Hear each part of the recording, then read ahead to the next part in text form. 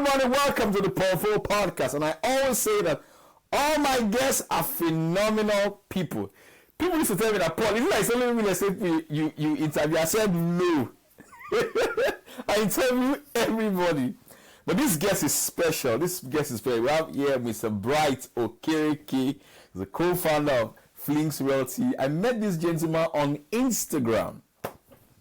We've done a couple of deals together. He's a great. They are doing amazing things. So, Bright, I don't want to steal your shine. I want you to tell the audience a little bit about you before I give you my fire questions. Okay, my name is Bright. I'm an entrepreneur. I'm a real estate developer, majorly in Lagos. And over the years, we've built about 16 houses. And we're Whoa! 100,000 units in the next 10 years. And we're working eagerly on it. I'm very pro learning, like I am, because learning has changed my life.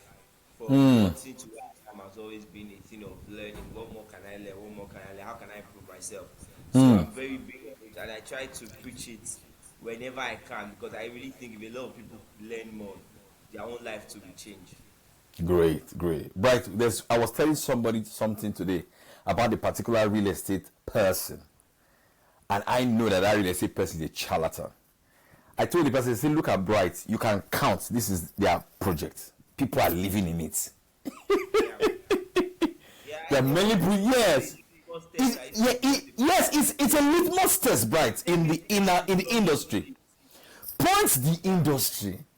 It will point the house. This guy asks, take me there. Show me your tenant. Let me see. No, true. Like this particular commercial, there was a particular guy in real estate that, to me, he's popular. But one of the reasons why I stopped talking to him was every time I'm trying to get to his project, he doesn't take me there. There's no link to anywhere of his project. I know the guy. I just don't want to talk about it. We'll talk after camera. I know the guy. Stuff. I'm like, okay, get into your project, because yes. It's project that is the thing. Yes. Sell. Like, yes. Yeah. Where's the project? You know. So, Bright, one of my favorite questions as we've started now is that if you had to start your real estate journey all over again as a co-founder, as a developer, and as a marketing company, what skill will you develop first, and why? Oh, the same skill I did, sales. Sales, definitely sales. I'll just go all in, which is, I did that at the beginning, but I feel like I undersold sales when it comes to selling. I was very careful not to sell property. Very interesting. I didn't think I could do it. But why just go ahead sales? Start with the expensive properties, and because once you have money, every other thing in business can be fixed. Like once there is money, you are alive as a business, so you can fix any other thing. You can hire people to come and fix problems you don't have the skill to. You can pay people when you even have problems. Like there's hardly, especially if you're in Nigeria, there are very few problems that money cannot solve. I like that.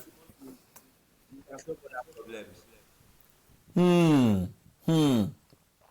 Bright, there's a big challenge in getting talent in Nigeria, because a lot of the talented people, as they say, have jackpot. They have left the country. How are you, as an entrepreneur, growing an aggressively fast-growing company, managing that skill gap? Because you need masons in your project. You need plumbers in your project. How are you managing that challenge? It's a big challenge. Oh, if it's the skilled laborers like the one from Macy's and the rest, I don't think a lot of them are running away. Because I noticed something about the jackpot wave, right?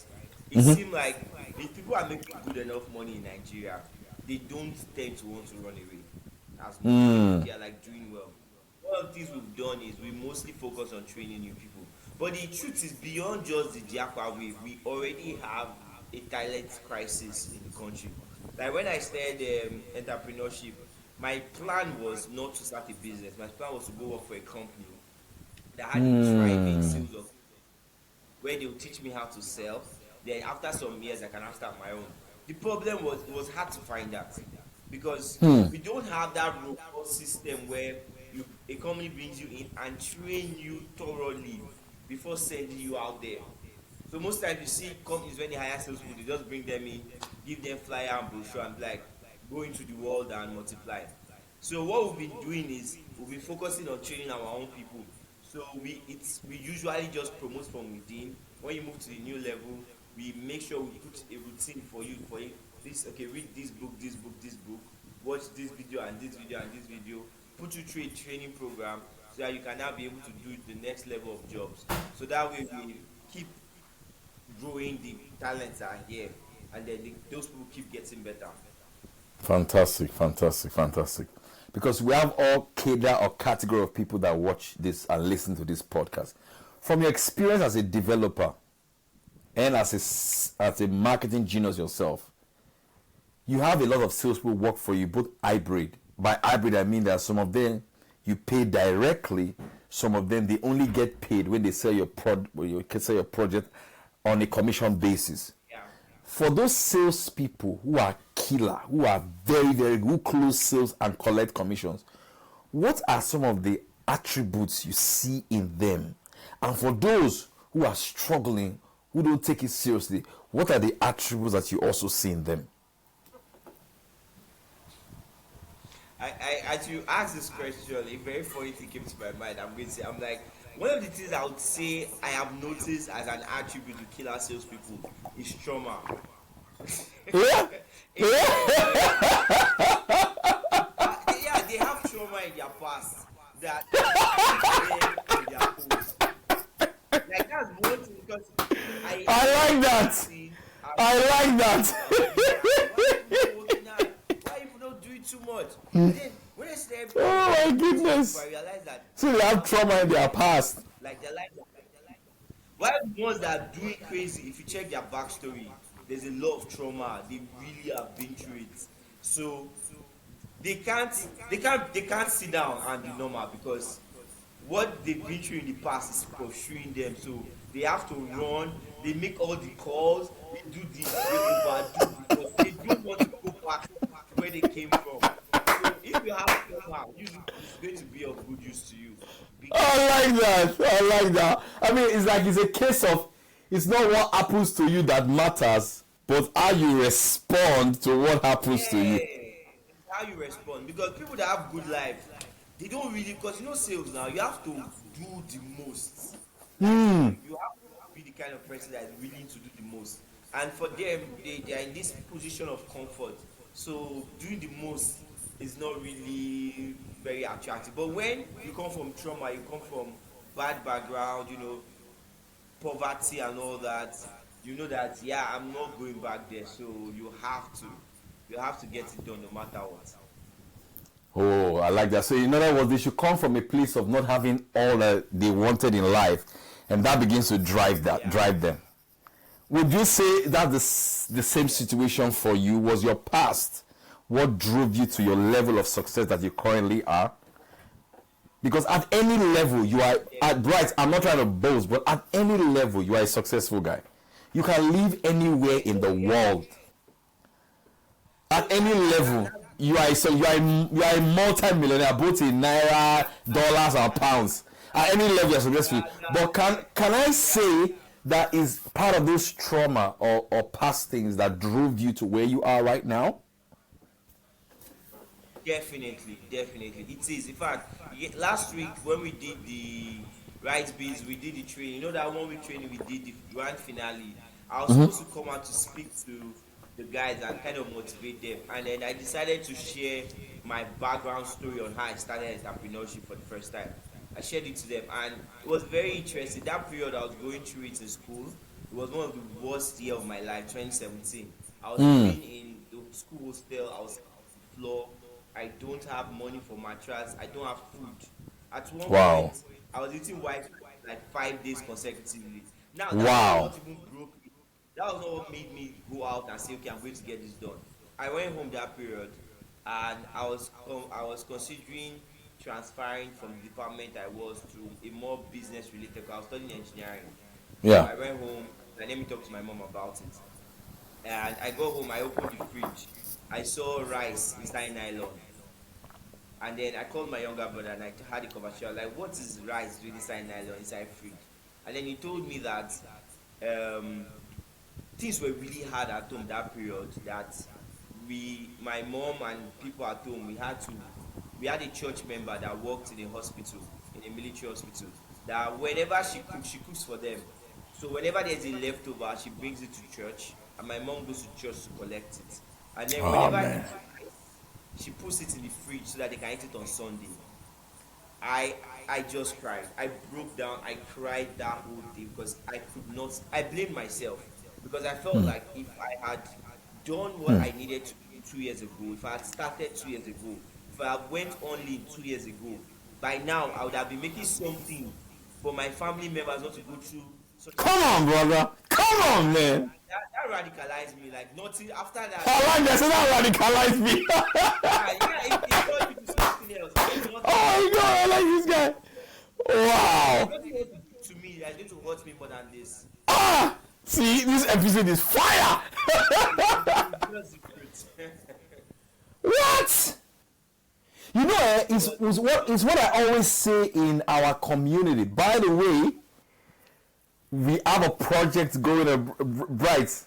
Let me say something. I want you to talk about that project before we go ahead along. I said that's what I always tell our realtors in our community, that you must have a compelling reason. You must have that thing that is putting fire in your behind. Yeah, If not, you can't go far in sales. true. It's really hard. It's a hard thing to do. If you don't have it, create something. Have a chip in your shoulder. Look for somebody that told you that you can't do it. Definitely, yeah. Bryce, please, can you talk about our project that we have right now? Because we have a lot of people listening to us all over the world, even those in We have diaspora. a Because I'm going to put a link in the show notes as well. Yeah, right. So currently we have a group in realtors where we are training them and also training them how to sell properties. So we mostly do investment properties in Nigeria. What we do for our clients is we build houses that we help them rent out and then they get monthly income. Like the current projects we have that are running, we pay our clients 300 for a studio apartment.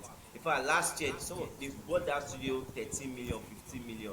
Now the studio is worth 30 plus million, and then they make 3.6 million every year. Now that 3.6, they get 300K every month. We send it to them. We put it out for rent, for short let. We make the money. We remove all the charges, and we send Very you good. the money. That way, you don't even have to worry about property management. Because a lot of times we see clients, they hire their relatives to manage property. Bad move. It's a very bad move. Wrong move, man. Or they hire some person that is not experienced, and at the end of the day they buy property for 150 million. They are not now able to get that return that property can bring because of the inexperienced person managing it. So now we also handle the management for you.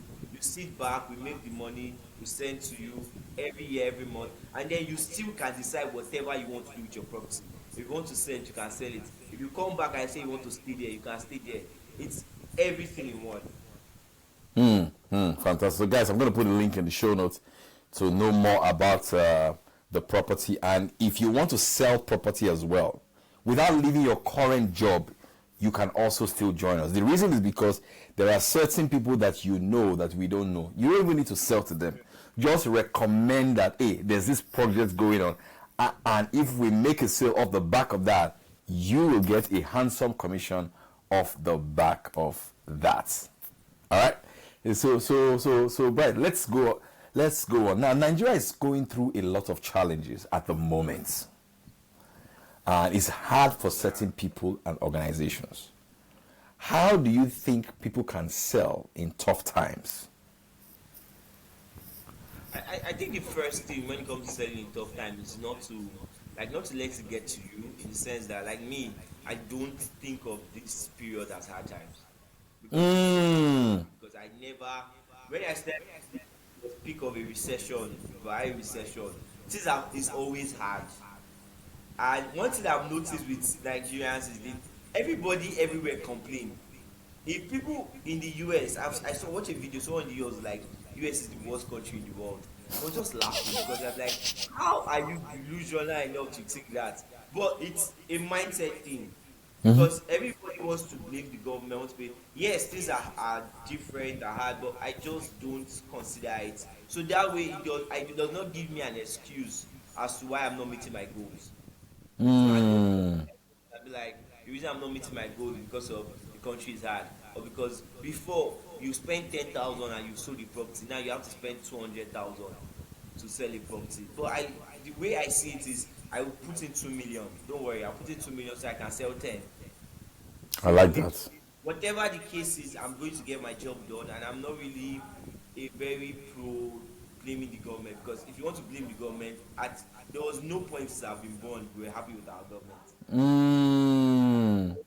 Gym that we were like at the moment say, oh, Nigeria is good now. Every time This is a very powerful point to just read. There's no regime that all of us have said this is everything is on you point. get like, oh, it's after they leave we now like, oh, things were good then. So imagine if you thought so then. Like now everybody Even thinks Jonathan time was good. yes, When when the economy was even a bit stable, there were still a lot of poor people then. exactly. So it's just best you think as though this is the good times, and then put all in, get all you can. So by the time the next regime come, and then we are looking back and be like, those were the good times. You utilize it well. Great, but there's something that you do that I really really like, and not a lot of CEOs do. I work with a lot of CEOs in a lot of industries. If I just finished doing training for a bank, you are one CEO that in the sales process you are involved in it. Even when I'm doing webinar for your team, even if you don't stay to the end, you show up there. You are there. You create the video. Why is it important that the CEO should spearhead the playbook of the sales team and of the organization? Why is that important? I can't be doing CEO if the money is not coming in. That's where the money is coming in from. So if the But some CEOs feel as if they are bigger than sales, that they are the orgas. no, like if you leave the money till today, I'm still the biggest salesperson in the company because I am not going to leave it. Also, I enjoy it too. Like it's something that I like. I like talking to people. I just like it too. But it's the most important part of the business. It's the most, because once that goes away, we can't build the houses we are building. Come on now. Make payroll. We can't do any other thing if the money is not coming in.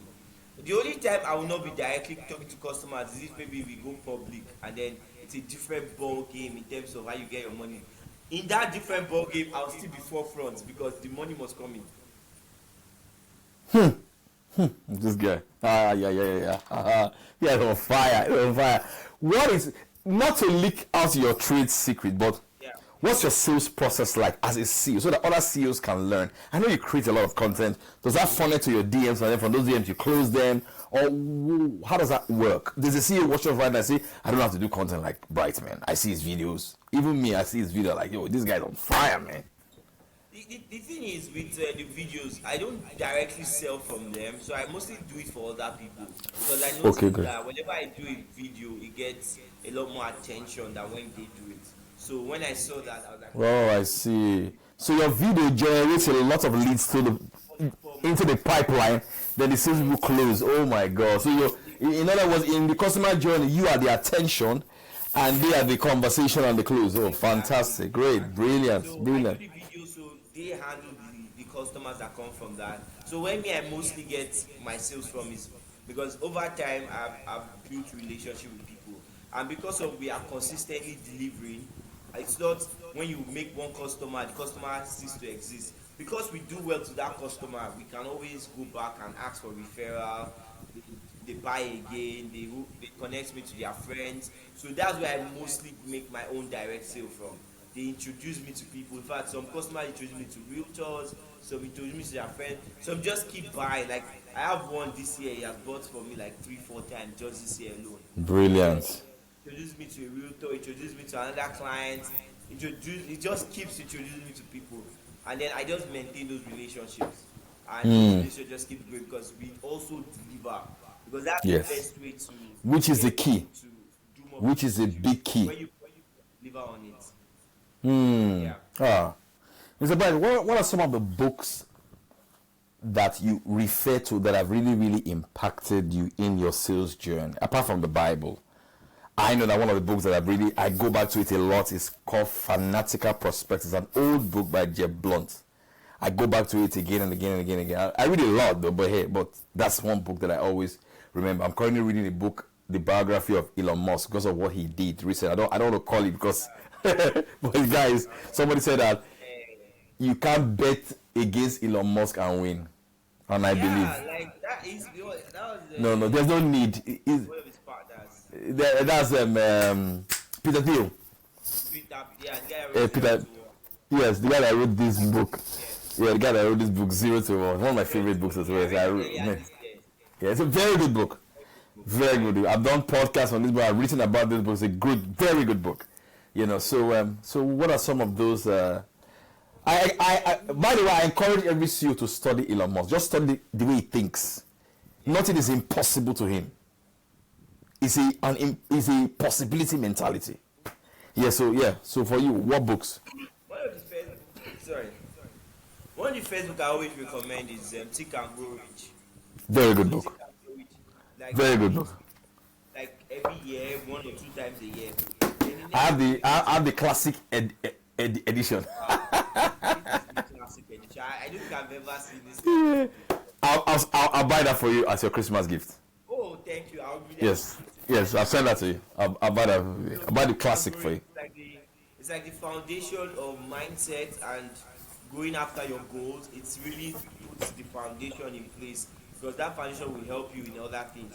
Then for selling particularly, one book I make sure all my salespeople read as part of our training is Psychology of Selling by Brian Tracy. Perfect. That's a good book. Everything. To the end. I've read a number of sales books, but that one is very rigid. Yes. Interesting, but it also keeps the story interesting because a lot of them it kind of gets boring as you read. Yes. It's interesting, it's concise, it's perfect. You can read it multiple times to make sure you absorb. Very good. And then How to Win Friends and Influence People, also a very good book for That's a classic. Very classic. Yeah, very classic. To help you on how you interact generally and how you can get people to see your point of view. Because selling it does not just end with customers. If you want to make a lot of money, you sell every time. Like yes. Even this podcast is a long form sales content. This guy is smart. Make your communication the best. Very clear. Wow, right. This guy is cerebral, man. No one I like him. This dude is smart. But when are you coming to London to do a property show? You should come. Because it will sell. Because every company I have done MC for in London, they sell. And you have a property that it can sell quick, but the price is not that high. So they can buy like this. You should plan that in next year, brother. That's one of my goals for this year. You should make it happen. I am telling you, apply for a visa this year. Even if it's first quarter, come next year. I'm telling you, man. And because of the disparity of the pounds and the naira now, it's easy for Jackpot people to just very easy. They bought. Mr. Bright, as we begin to wrap up this episode, I don't like my episode to be too long. I don't like long podcasts because people don't really have time. What's your typical day like? What's the typical day of Mr. Bright like? What time do you sleep? I know you have different and more. Typically, what time do you wake up? What's your typical day like? What's your morning routine? So I wake up 5:30. I wake up. I give that 30 minutes gap for those when you're not fully clear. So by 6 I'm at the gym. I'm at the gym from 6 to 7, max 7:30. I get back home. Then I read or think because those two things is something I think. Right now, I need a lot of it, reading and thinking. So I do that from like 7:30 to 8:30 or till 9, depending. So I don't mind coming to the office later. Very good. Or thinking, because once I do that, I know that by the time I get to the office, I'll be a lot more effective with whatever I need to do. And then very good. I go through my to do for the week and all those things, my to do for the day before I leave the house. So when I get to the office, I'll just get to work immediately. And then very good. Till like 8, 9 in the night. And you come back home. Yeah, and when I go, once I do, when I'm home, I'm home. When I'm in the office, I'm in the office. So I don't like mixing it. So when I'm back by 9, my do not disturb will kick in like 9:30, so I know I'm off work. I just stay at home, I relax, like this guy. I like this guy. before I'm back to the business again. Oh, great, great, great. What documentary do you watch? Documentaries? Which of them has really? I like the Michael Jordan documentary. Was very good for me. I also watched the Uber documentary on Apple TV. That was fantastic. That's not popular, but it's very good. Very good. I'll check them out. I'll check them. The one I recently watched that I found very interesting is the one for Donald Trump on Netflix. Oh, I I haven't seen that.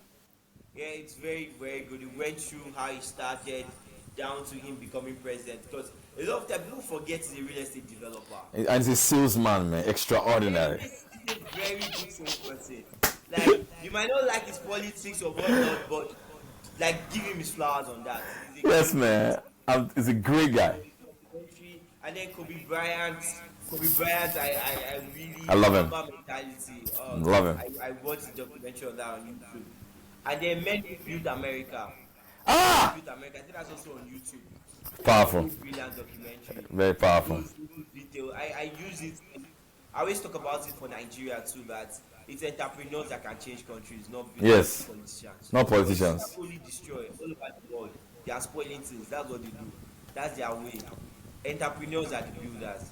So if we Great. can come together and have more entrepreneurs, we'll completely change the country. Oh, right. I'm so happy. I'm just happy as I'm talking to you. I'm just like really, really thoroughly and genuinely happy. But you have a co-founder. Some people have co-founder. They have even co-founder issues. Of course, you've had your up and downs with your co-founder. Everybody does. Even I'm married for 17 years. Some days I have up and down with my own wife. So how do you handle co-founder issues? Yeah, I have. How do I handle it?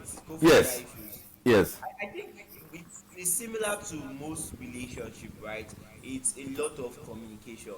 I think just communicating. If there's one thing I've learned recently with my relationship with my co-founder is that a lot of time it's really not malicious. Like there's no ill intent. So once you're working with someone that has no ill intention towards you, it makes a lot of things easy.